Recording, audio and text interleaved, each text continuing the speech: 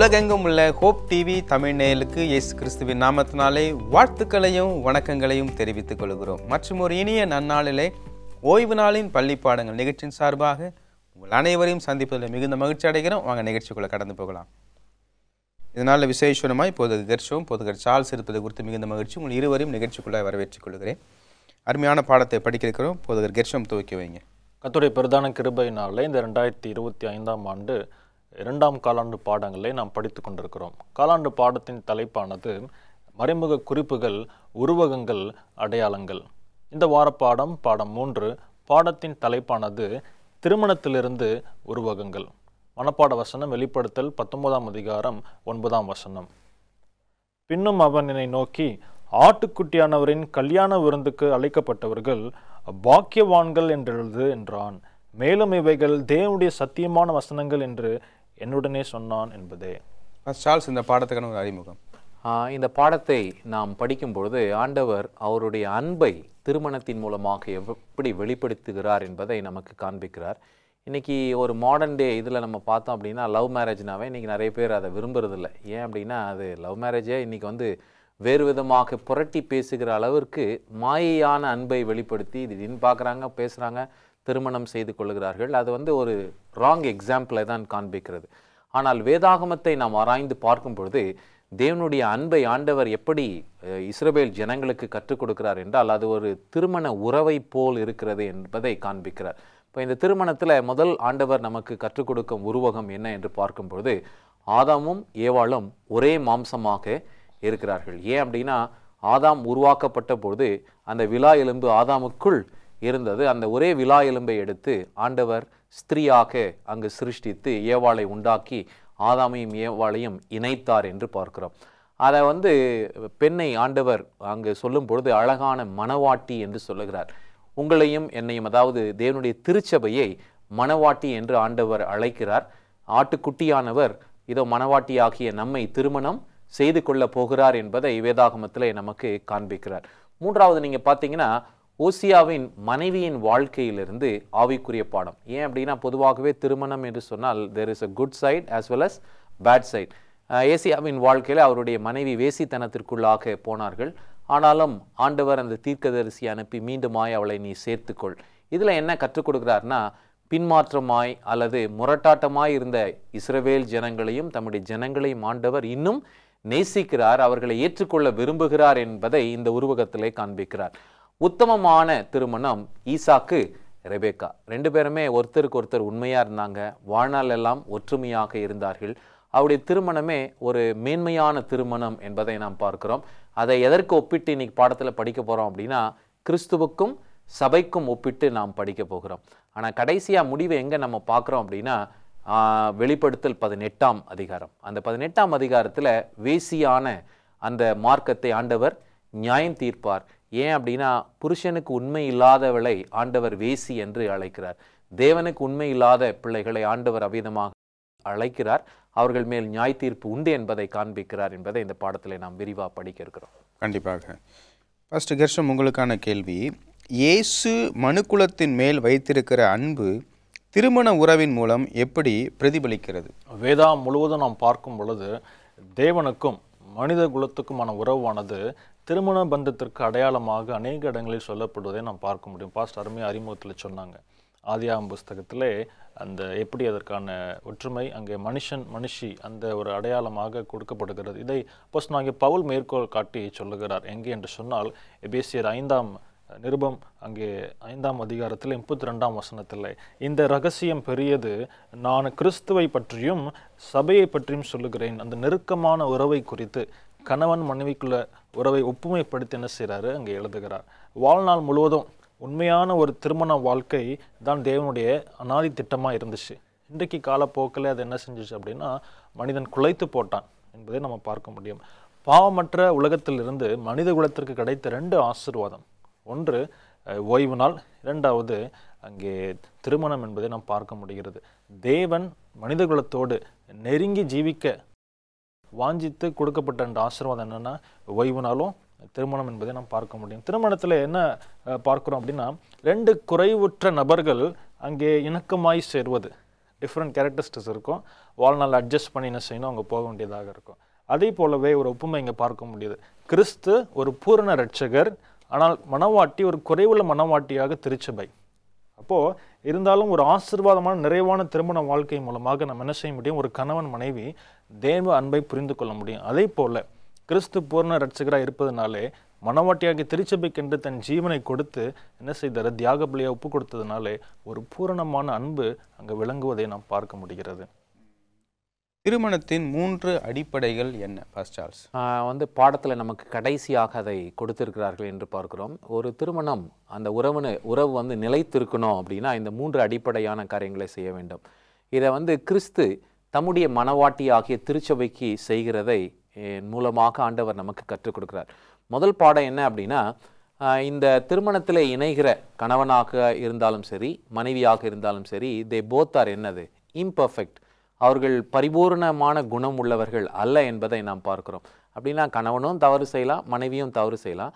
ஆனால் பொதுவாக பலவீனமான பாண்டமாக இருக்கிறது யாரு, மனைவி என்று பார்க்கிறோம். அவ்வகையிலே இதோ நாம் முதலாவதாக கற்றுக்கொள்ளக்கூடிய பாடம் என்ன அப்படின்னா, தன்னுடைய மனைவியை மன்னிக்க கற்றுக்கொள்ள வேண்டும். தேவன் அதை தான் நமக்கு முதல் கற்றுக் கொடுக்கிறார். அவருடைய குமாரர் நம்ம எல்லாரையும் என்ன பண்ணியிருக்கிறாரு, மன்னித்து இருக்கிறார். அதற்காக தான் அவர் ரத்தம் சிந்தி இருக்கிறார் என்று பார்க்கிறோம். ரெண்டாவது, நீங்கள் பார்த்தீங்கன்னா என்ன ஒரு குறைகள் பிழைகள் இருந்தாலும் அவருடைய விசுவாச பிள்ளைகளை கிறிஸ்து என்ன பண்ணுறார், மீண்டுமாக தம் வசமாக சேர்த்து கொள்ளுகிறார் என்று பார்க்கிறோம். அதே போல தான் மனைவி தவறு செய்தாலும் கணவன் என்ன பண்ண வேண்டும், மீண்டுமாக அவளை சேர்த்து வாழ வேண்டும் என்பதை இரண்டாவது அடிப்படை கருத்தாக நாம் பார்க்கிறோம். மூன்றாவது ரொம்ப முக்கியமானது, கிறிஸ்து இதை வந்து செய்கிறார். என்னன்னா, தம்மை காட்டிலும் அவருடைய மனவாட்டியை முதன்மையாக வைக்க அவர் விரும்புகிறார். இந்த குணம்தான் கணவன்மார்களுக்கு இருக்க வேண்டும். இப்படிப்பட்ட ஒரு குணத்தை வெளிப்படுத்தக்கூடிய திருமண வாழ்க்கை இருக்குமே என்றால் அந்த இல்லறம் சமாதானமாக இருக்கும். அவர்கள் இணைந்தே இருப்பார்கள், ஒற்றுமையாக இருப்பார்கள், ஒரே மாம்சமாய் வெளிப்படுவார்கள் என்பதை இந்த 3 அடிப்படை கருத்துக்கள் நமக்கு கற்றுக் கொடுக்கிறது. நல்ல பாடங்களை படித்துக் கொண்டிருக்கிறோம். ஒரு இடைவேளைக்கு பின்பாக மீண்டும் சந்திப்போம். பிரியமானவர்களே, ஒரு இடைவேளைக்கு பின்பாக மீண்டும் நிகழ்ச்சி தொடரும். பிரியமானவர்களே, இடைவேளைக்கு பின்பாக மீண்டும் நிகழ்ச்சிக்குள்ள நம்ம கடந்து போகலாமா? அருமையான பாடத்தை நாம் படித்துக் கொண்டிருக்கிறோம். பாஸ்டர் கெர்ஷம், உங்களுக்கான கேள்வி, மனவாட்டியாக இஸ்ரவேல் தேசம் கர்த்தரின் பராமரிப்பில் எப்படி காட்சியளிக்கிறாள்? எசேக்கியேல் 16ஆம் அதிகாரத்தில் மிக அழகாக அங்கே தீர்க்கதரிசி என்ன செய்கிறார் அப்படின்னா, இஸ்ரவேலுடைய துவக்கம் முதல் உடைய வளர்ச்சி எப்படிப்பட்டதாக இருந்தது என்பதை எங்கள் உருவகங்களாக நமக்கு அங்கே சொல்லப்பட்டிருக்கிறது. அங்கே வாசிக்கும் பொழுது 4லிருந்து 14 வசனங்கள். இஸ்ரவேல் பரிதவிக்கக்கூடிய நிலையில் அனாதையாக இருந்த குழந்தை மரிக்கும் தருவாயில் இருந்தது என்று சொல்லி அங்கே சொல்லப்பட்டிருக்கிறது. பிழைத்திரு என்றேன், நீ பிழைத்தாய், வளர்ந்து சௌந்தர்யவதியானாய், ஜலத்தினாலே ஸ்நானம் செய்யப்பட்டு மெல்லிய புடவைகள் பட்டு சால்வை உடுப்பித்து சிங்காரமான கிரீடத்தை தரித்தேன், மிகவும் அழகுள்ளவளாகி ராஜ்யத்தை சுதந்திரிக்கும் ஸ்லாக்கியத்தை பெற்றாய் என்று சொல்லி இஸ்ரவேலை பார்த்து அங்கே ஆண்டவராகிய தேவன் அங்கே சொல்லுகிறதை நாம் பார்க்க முடியும். இதில் என்ன பார்க்குறோம் அப்படின்னா, துவக்கம் எப்படியாக இருந்துச்சு அப்படின்னா ஒரு அற்பமாக இருந்துச்சு. உபாகம் 7:7 வாசிக்கும் பொழுது ஆண்டவர் சொல்கிறாரு, நீங்கள் சகல ஜனங்களிலும் கொஞ்சமாக இருந்தீர்கள், நீங்கள் பெரிய ஜாதின்னு சொல்லி நான் உங்களை தெரிந்து கொள்ளலை, நீங்கள் கொஞ்சமாக இருந்தீங்க அப்படின்னு சொல்லி சொல்கிறாரு. அப்போ தாவீது சாலமோன் காலகட்டத்தில் பார்த்தோம் அப்படின்னா நல்ல ஒரு வளர்ச்சி, செழிப்பான தேசம், ஒரு ஆசீர்வாதமாகவும் சௌந்தரியமாகவும் இஸ்ரவேல் தேசம் அங்கே விளங்கியது. இதை பார்த்து கேள்விப்பட்ட எத்தியோப்பிய ராஜஸ்திரி என்ன செஞ்சாங்க அப்படின்னா, அவர்கள் கடந்து வந்து சாலமோனுடைய நடவடிக்கைகள்லாம் பார்த்துட்டு, நான் கேட்டது ரொம்ப கொஞ்சமாக இருக்குது, இவ்வளோ ஆசீர்வாதமாக இருக்குதே அப்படின்னு சொல்லி அவங்க மெய் சிரித்து போனதை நாம் பார்க்க முடியும். அப்போது தேவனுடைய கிருபையினாலே, அவருடைய சுய மேன்மையினாலோ சுய உழைப்பினாலோ அல்ல, தேவன் அருளின ஈவுனாலே அவர்கள் என்ன செய்தாங்க அப்படின்னா ஆசீர்வதிக்கப்பட்டிருந்தார்கள் என்பதை நம்ம பார்க்கிறோம். அதான் எசேக்கியேல் 16 சொல்லும் பொழுது, உன் அழகினாலே உன் கீர்த்தி பிரஜாதிகளுக்குள்ளே பிரசித்தமாயிற்று, நான் உன்மேல் வைத்த என் மகிமையினாலே அது குறைவற்றதாக இருந்தது என்று கர்த்தராகிய ஆண்டவர் சொல்லுகிறார். இப்படியாக மனவாட்டியாகிய இஸ்ரவேலை குறித்து கர்த்தருடைய பராமரிப்பிலே சௌந்தரியமாய் காட்சியளித்தது என்ன செய்கிறார் அப்படின்னா எசேக்கியேல் 16 அங்கே தீர்க்கதரிசி விளக்குறதை நாம் பார்க்க முடியும். பாஸ்டர், அதை தொடர்ந்து அந்த கேள்வி வருகிறது. பாஸ்டர் சார்ல்ஸ், உங்களுக்கான கேள்வி, கர்த்தரின் மனவாட்டி எப்படி அழகாய் காட்சி அளிக்கிறார்? அழகாக ஆண்டவர் காட்சி அளிக்க வைக்கிறார் என்று தான் சொல்ல வேண்டும். ஏன் அப்படின்னா, இஸ்ரவேல் ஜனங்களுடைய வாழ்க்கை எடுத்துக்கிட்டாலும் சரி, அதற்கு பிற்பாடு வந்த தேவனுடைய பிள்ளைகளுடைய வாழ்க்கை எடுத்துக்கொண்டாலும் சரி, அவர்கள் செய்த நற்கிரிகளின் நிமித்தமாய் அந்த காட்சி அழகாக அங்கு இல்லை. ஆண்டவர் அவர்களுக்கு தயை காண்பித்து அவருடைய தயையின் மூலமாக அவருடைய பிள்ளைகளை மீண்டும் புதுப்பித்து அவருடைய நீதியை அவருடைய பிள்ளைகளாகிய நமக்கு, அதாவது மனவாட்டியாக நமக்கு ஆண்டவர் அணிவிக்கிறது நிமித்தமாக அந்த அழகு நமக்கு வெளிப்படுகிறது என்பதை நாம் பார்க்கிறோம். ஏசியாவின் புத்தகத்திலையும் சொல்றார், 65ஆம் அதிகாரத்தில் நம்ம பார்த்தாலும் மணவாட்டி தன்னை அலங்கரிக்கிறது போல என்று சொல்லி ஆண்டவர் அவருடைய பிள்ளைகளுக்கு மணவாட்டிக்கு என்று சொல்லி ஒரு அழகான ட்ரெஸ் இருக்கிறது, அதை நீதி உள்ள வஸ்திரம் என்று சொல்லுகிறார். அதை இங்கு 2 கொரிந்தியர் 5:21 பவுல் நமக்கு சொல்லும்போது நாம் அவருக்குள் தேவனுடைய நீதி ஆகும்படி. அப்ப இந்த அழகு என்பது எங்கு என்பதை ஆண்டவர் ரொம்ப அழகா காமிச்சிடுறார். அது கிறிஸ்துவின் நீதிகளே. கிறிஸ்து நமக்காக மரித்தது நிமித்தமாக இதோ கிறிஸ்துவை பார்க்கிறது போல பிதாவாகிய தேவன் அவருடைய மனவாட்டியை பார்க்கிறார். ஏன் அப்படின்னா பாவம் அறியாத அவரை நமக்காக என்ன ஆக்கினாராம்? பாவம் ஆக்கினார் என்று வாசிக்கிறோம். அப்படி என்றால் அந்த துன்பத்தையும் பாடு மரணத்தையும் அவருடைய குமாரர் ஏற்றுக்கொண்டது நிமித்தமாய் அந்த தயையை மனவாட்டி பெற்றதினால் மனவாட்டி அழகாக இருக்கிறார். அதை வெளிப்படுத்தல நாம் வாசிக்கும் பொழுது அந்த மெல்லிய வஸ்திரம் தரித்தது நிமித்தமாய், அந்த மெல்லிய வஸ்திரம் வேறு ஒன்றும் இல்லை, பரிசுத்தவான்களுடைய நீதிகளே. அந்த நீதிகள் கிறிஸ்து இயேசுவின் மூலமாய், அவருடைய ஆவியானவர் மூலமாய், அவருடைய திருவசனத்தின் மூலமாய் நமக்குள்ளாக உண்டாகிறது என்பதே மேன்மையாக இருக்கிறது. ஓசியா தீர்க்கதரிசி இவருடைய திருமண வாழ்க்கையின் மூலம் தேவன் நமக்கு கற்றுத்தரும் பாடம் என்ன?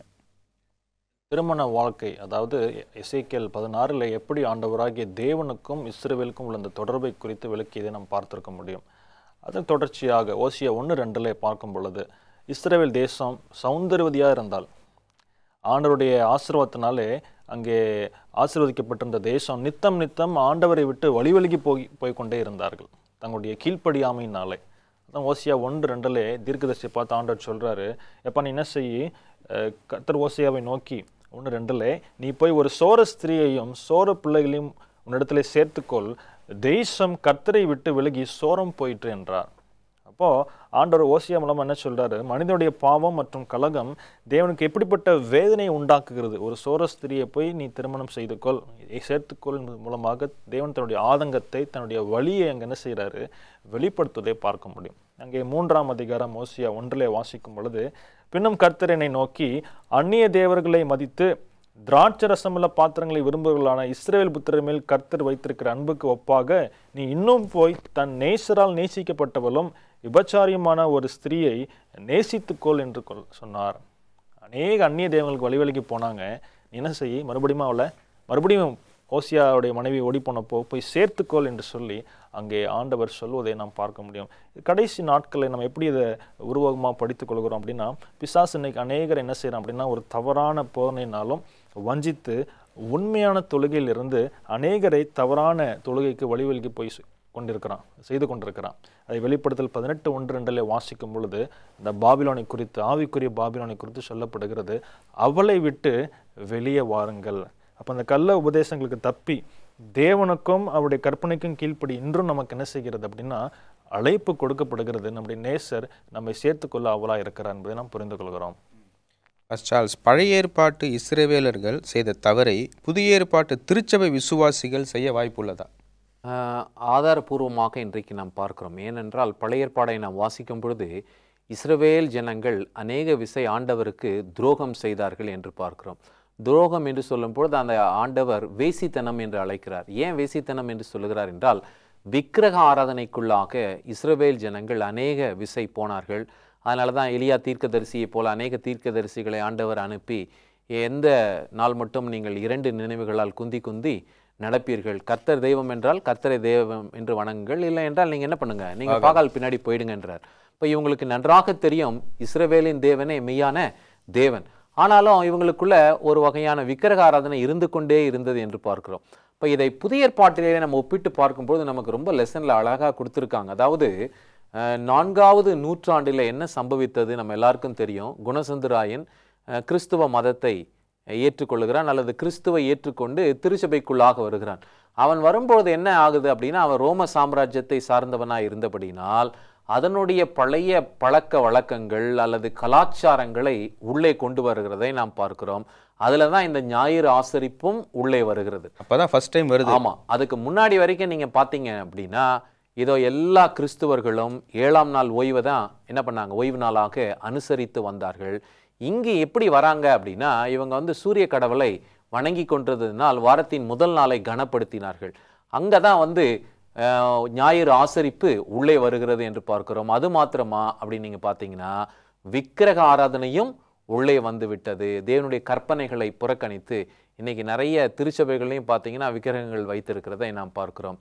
இப்படி சாத்தியம் என்பதை வேதத்தின் மூலமாகவும் தீர்க்க தரிசனத்தின் மூலமாய் ஆண்டவர் நமக்கு காண்பிக்கிறார். நல்ல பாடங்களை படித்துக் கொண்டிருக்கிறோம். ஒரு இடைவேளைக்கு பின்பாக மீண்டும் சந்திப்போம். பிரியமானவர்களே, ஒரு இடைவேளைக்கு பின்பாக மீண்டும் நிகழ்ச்சி தொடரும். பிரியமானவர்களே, இடைவேளைக்கு பின்பாக மீண்டும் நிகழ்ச்சிக்குள்ள நம்ம கடந்து போகலாமா? இந்த பாடத்துக்குள்ள நம்ம கடந்து போறோம். கானானிய ஸ்திரீகளை தன் மகனுக்கு விவாகம் பண்ண வேண்டாம் என்று ஆபிரகாம் சொல்ல காரணம் என்ன?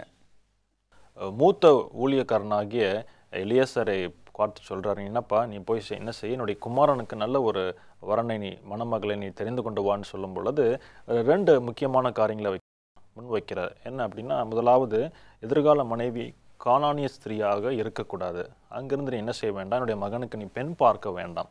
2வது, வட தேசத்திற்கு என் மகனை நீ என்ன செய்ய வேண்டாம், அழைத்து சென்று விட வேண்டாம்.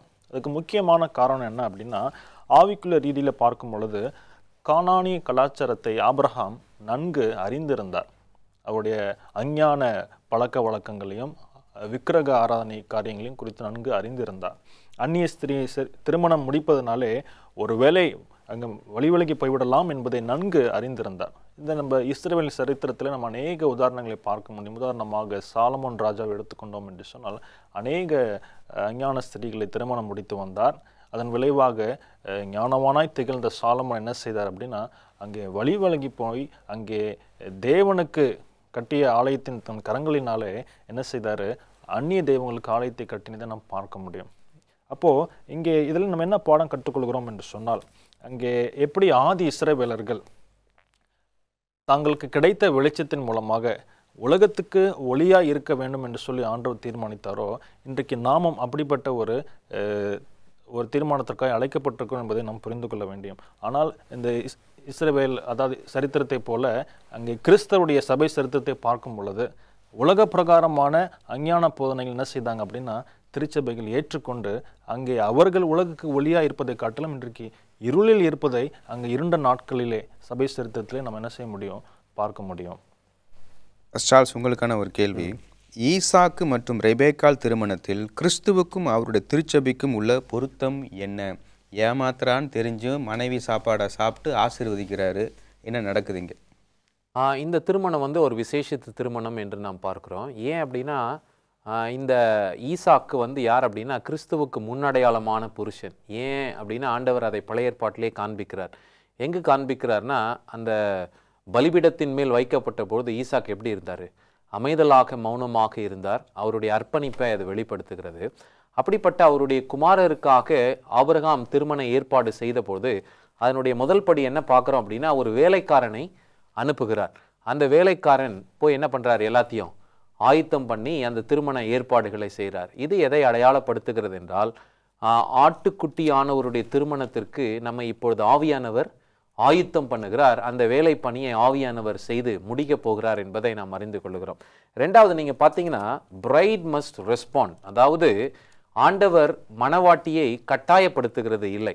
இங்கே ரெபேக்கா விஷயத்தில் நீங்கள் பார்த்தீங்கன்னா எலியேசர் போகிறாரு, போயிட்டு எல்லா வேலையும் செய்கிறாரு. ஆனாலும் அவருக்கு முன்னமே ஒரு நம்பிக்கை இருக்குது, கர்த்தர் தம்முடைய தூதனை அனுப்பி வழியை ஆயத்தம் பண்ணுவார். அதே போல் ரெபேக்கா அம்மா வந்து ரொம்ப ஆவலாய் அன்போடு இந்த திருமண ப்ரொபோசலை ஏற்றுக்கொள்கிறாங்க என்று பார்க்கிறோம். இதில் ஆண்டவர் நமக்கு என்ன காண்பிக்கிறார்னா, சுவிசேஷம் பிரசங்கிக்கப்படுகிறது. ஆண்டவருடைய அன்பை புரிந்து கொள்ளுகிற அவருடைய மணவாட்டி இந்த அழைப்பை ஏற்றுக்கொள்ளுகிறார்கள். மணவாட்டி இந்த அழைப்புக்கு தங்களை அர்ப்பணிக்கிறார்கள் என்று பார்க்கிறோம். 2வது ஸ்டெப். 3வது பார்த்தீங்கன்னா ஒரு ஜேர்னி ஆஃப் ஃபெய்த் இருக்குது. ரெபேக்கா வந்து அவங்க வெகு தூரம் பிரயாணப்பட்டு எங்கே வரணும், ஈசாக்கு இருந்த இடத்திற்கு அவர்கள் வர வேண்டும். இது எதை காண்பிக்கிறது என்றால், நம்முடைய ஆவிக்குரிய வாழ்க்கையிலே நாம் மேசியாவாகிய கிறிஸ்துவின் மேல் நம்பிக்கை வைத்து விட்டோம். இதோ அவர் வருவார், அவர் நம்மை இரண்டாவது விசை வந்து திருமணம் செய்து கொள்வார் என்கின்ற நம்பிக்கைக்குள்ளாக நாம் இருக்கிறோம். நாலாவது நீங்க பார்த்தீங்க அப்படின்னா இதுல வந்து பிரைட் க்ரூம் ப்ரிப்பேர்ஸ், அதாவது ஈசாக்கு இப்பொழுது ஆயத்தப்படுகிறார். அவர் ஆயத்தப்பட்டு தன்னுடைய மனவாட்டிக்காக காத்திருந்த ஒரு வேளையை இதில் நாம் பார்க்க முடியும் ஆதியாகமத்தில். ஐந்தாவது நீங்க பார்த்தீங்க அப்படின்னா 2 பேரும் இணைகிற ஒரு அனுபவம் என்று நாம் பார்க்கிறோம். இந்த 5 ஆவிக்குரிய பாடங்களை உள்ளடக்கினது தான் ஈசாக்கினுடைய திருமணம். இது வந்து மனவாட்டிக்கும் ஆட்டுக்குட்டியானவருக்கும் ஒப்பனையாக இருக்கிறது. பாஸ்டர் கிருஷ்ணன், உங்களுக்கான கேள்வி, கர்த்தரின் நீதியும் அவருடைய அன்பான குணமும் எப்படி ஒரே நேரத்தில் கொண்டாட முடியும்? வெளிப்படுத்தல் 19ஆம் அதிகாரம் 1-9 வசனங்களிலே மிக அழகாக நமக்கு சொல்லப்பட்டிருக்கிறது. முதல் பாதியில் பார்த்தோம் அப்படின்னா எப்படி அங்கே பாபிலோனின் அழிவு அங்கே இருக்கிறதை நாம் பார்க்க முடியும். பரிசுத்தவான்களின் இரத்தத்திற்கு ஆண்டவர் என்ன செய்கிறாரு அப்படின்னா நியாயம் விசாரிக்கிறார் என்று சொல்லி வசனம் 7 நமக்கு அங்கே சொல்லுகிறது. அங்கே வசனம் 2லே நம்ம சொல்வதை நாம் பார்க்க முடியும். அதே நம்ம தொடர்ச்சியாக வாசிக்கும் பொழுது தேவ ஜனங்கள் என்ன செய்கிறாங்க, ஆர்ப்பரிக்கும் சத்தத்தை அங்கே யோவான் பார்க்கிறார். அப்போது அங்கே ஆட்டுக்குட்டியின் கல்யாண விருந்து வசனம் 7 21:7 இரட்சகரும் ரட்சிக்கப்பட்டவர்களும் ஒன்று சேரும் அந்த ஒரு அழகான காட்சி அதே அதிகாரத்தில் நம்ம சொல்லப்பட்டிருக்கிறது. ஒரு பக்கம் அழிவு, இன்னொரு பக்கம் ஆர்ப்பரிப்பு. இதில் எப்படி தேவ குணத்தை நம்ம தெரிந்து கொள்கிறோம் அப்படின்னா கடந்த காலங்கள் நம்ம அருமையாக படித்தோம். தேவன் அன்பாக இருக்கிறார், அதே நேரத்தில் நீதியும் நிலைநாட்டுகிறார் என்று சொல்லி. அப்போ தேவ குணாதிசயம் இங்கே வெளிப்படுவதை இந்த வெளிப்படுத்தல் 19ஆம் அதிகாரத்தில் நாம் பார்க்க முடிகிறது. பாஸ்டர் சார்ல்ஸ், ஆதியாகமத்தில் ஒரு கல்யாணம், வெளிப்படுத்தல் ஒரு கல்யாணத்தில் ஆரம்பித்து கல்யாணத்தில் முடிகிற அந்த வேதாகமத்தில் ஆட்டுக்குட்டியானவன் கல்யாணம் எப்படி வாக்கு தத்தமும் நம்பிக்கையும் நமக்கு உண்டாக்குகிறது? ஆட்டுக்குட்டியானுடைய திருமணம் கல்யாண நாள் வந்தாயிற்று, மணவாட்டி தன்னை ஆயத்தம் பண்ணினாலே என்று சொல்லி யோவானுக்கு ஆண்டவர் தரிசனத்தில் காண்பிப்பார். அப்படின்னா மணவாட்டி தன்னை ஆயத்தப்படுத்த வேண்டும், அதற்கான ஒரு காலகட்டத்தையும் கால அவகாசத்தையும் ஆண்டவர் கொடுக்கிறார். அதை தான் முன்பே நம்ம ரெபேக்காளுடைய வாழ்க்கையில் பார்த்தோம். அந்த அம்மா ஒரு புறஜாதிய தேசத்தில் தான் இருக்கிறாங்க, ஆனால் இவங்க விசுவாசத்தில் நிலைச்சிருக்கிறாங்க. அனுப்பப்பட்ட பொழுது அந்த செய்தியை ஏற்றுக்கொண்டு சந்தோஷமாக வந்து அந்த திருமண உறவிலே இணைந்ததை அந்த காட்சியை நாம் பார்க்கிறோம். இப்போ இதில் ஆண்டவர் நமக்கு என்ன கற்றுக் கொடுக்கிறார்னா, இப்பொழுது ஆயத்தம் பண்ணப்படுகிற ஒரு காலத்திலே சபையானது இருக்கிறது. இந்த சபையை ஆண்டவர் சீக்கிரமாக திருமணத்திலே இணைத்து கொள்ள போகிறார். இப்போ இந்த சபையில் இணைக்கப்பட்ட நீங்களும் நானும் கிறிஸ்துவின் நீதியை ஏற்றுக்கொண்டு பிரதிபலித்து வாழ்கிறவர்களாக இருக்கிறோமா என்பதை நாம் புரிந்து கொள்ள வேண்டும். ஏன் அப்படின்னா மணவாட்டி தன்னை ஆயத்தம் பண்ணினாள் என்று சொல்லும் பொழுது ஆண்டவருடைய நீதியுள்ள வசனங்களை அவள் வெளிப்படுத்தி வாழ்கிறாள் என்பதை அடையாளப்படுத்துகிறது. அதுதான் அவளுக்கு கொடுக்கப்பட்ட மெல்லிய வஸ்திரம். அந்த மெல்லிய வஸ்திரம் பரிசுத்தவான்களுடைய நீதிகளே என்று சொல்லி வெளிப்படுத்தல் 19 நாம் வாசிக்கிறோம். இந்த நிகழ்ச்சியில் கலந்து கொண்டு பாடத்தை நடத்தி கொடுத்ததுக்காக உங்கள் இருவருக்கும் எனது நன்றியை தெரிவித்துக் கொள்கிறேன்.